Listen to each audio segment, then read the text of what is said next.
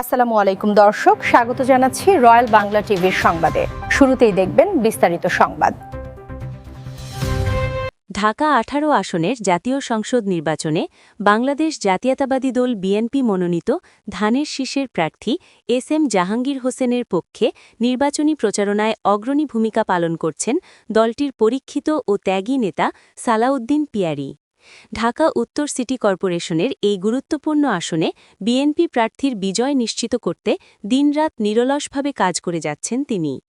সালাউদ্দিন পিয়ারী বাংলাদেশ জাতীয়তাবাদী শ্রমিক দলের প্রতিষ্ঠাতা সাংগঠনিক সম্পাদক এবং ২০১৮ সালে বিমানবন্দর থানা বিএনপির সহ সাংগঠনিক সম্পাদক হিসেবে দায়িত্ব পালন করেছেন।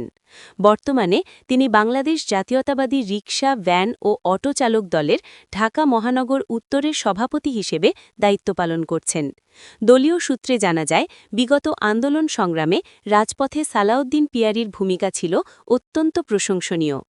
দলকে ভালোবেসে বহুবার জেল জুলুম ও নানামুখী নির্যাতনের শিকার হলেও আদর্শ থেকে বিচ্যুত হননি এই লড়াকু নেতা। ঢাকা ১৮ আসনের নির্বাচনে ধানের শীষের প্রার্থী এস.এম. জাহাঙ্গীর হোসেনের পক্ষে প্রচারণা, লিফলেট বিতরণ এবং সাধারণ ভোটারদের দ্বারে দ্বারে যাওয়ার ক্ষেত্রে সালাউদ্দিন পিয়ারী নেতাকর্মীদের উদ্বুদ্ধ করছেন। তার নেতৃত্বে শ্রমিক ও চালক দলের বিপুল সংখ্যক নেতাকর্মী নির্বাচনী এলাকায় ব্যাপক তৎপরতা চালাচ্ছেন। স্থানীয় বিএনপি নেতাকর্মীদের মতে, সালাউদ্দিন পিয়ারীর মতো ত্যাগী ও সাহসী নেতাদের সক্রিয় অংশগ্রহণ এস.এম. জাহাঙ্গীর হোসেনের নির্বাচনী প্রচারণায় বাড়তি গতির সঞ্চার করেছে। গণতন্ত্র পুনরুদ্ধার ও ভোটাধিকার রক্ষার এই লড়াইয়ে তিনি রাজপথে থেকে সাধারণ মানুষকে ধানের শীষের পক্ষে ঐক্যবদ্ধ করছেন। রিপোর্ট করেন চৌধুরী আসিফ ইকবাল। আমার নাম হলো সালাউদ্দিন পিয়ারী। আমি বাংলাদেশ জাতীয়তাবাদী রিক্সা চালক, ভ্যান, অটো চালক দলের আমি ঢাকা মহানগর উত্তরের সভাপতি।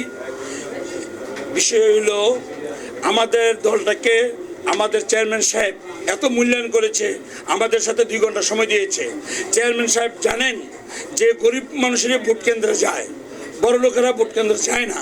তো এই জন্য আমাদের রিক্সা ভ্যান চালক দল থেকে আমাদের বাংলাদেশে নির্বাচনের দিন যারা ভোট দিতে যাবেন তাদের আমরা রিক্সা ফ্রি করে দিয়েছি। ইনশাল্লাহ আমাদের ঢাকা ১৮ আসন এবং ঢাকা ১৭ আসন আমরা রিক্সা, ভ্যান এবং অটো যা আছে ফ্রি দিব।